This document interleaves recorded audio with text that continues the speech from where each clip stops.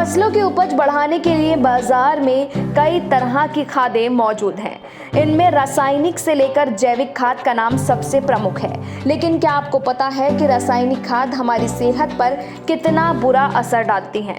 इसके साथ ही मिट्टी की सेहत भी बहुत प्रभावित होती है।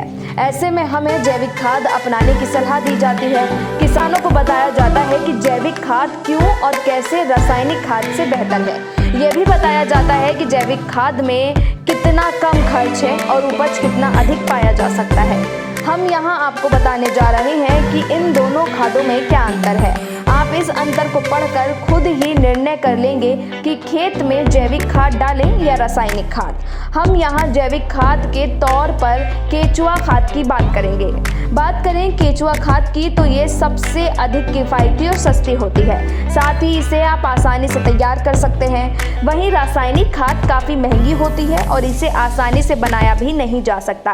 केचुआ खाद ज़मीन की उर्वरक शक्ति को बढ़ाती है। साथ ही रासायनिक खादों के निरंतर उपयोग से ज़मीन की उर्वरा शक्ति घटती है।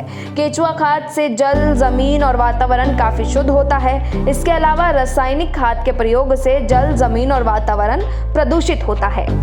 केचुआ खाद के इस्तेमाल से फसलों में दवाइयों और कीटनाशकों का प्रयोग कम करना होता है। साथ ही रासायनिक खाद के इस्तेमाल से फसलों में दवाइयों और कीटनाशकों का प्रयोग बढ़ जाता है। वहीं केचुआ खाद के इस्तेमाल से फसल की शुद्धता और स्वाद बेहतर होता है। इसके अलावा रासायनिक खाद के इस्तेमाल से फसल दूषित, जहरीली और बेस्वाद और क्वालिटी कम होती है। केचुआ खाद के फायदे आपको बता देते हैं। केचुआ खाद किसानों के लिए फायदेमंद है क्योंकि इसका इस्तेमाल करने से लागत में कमी आती है।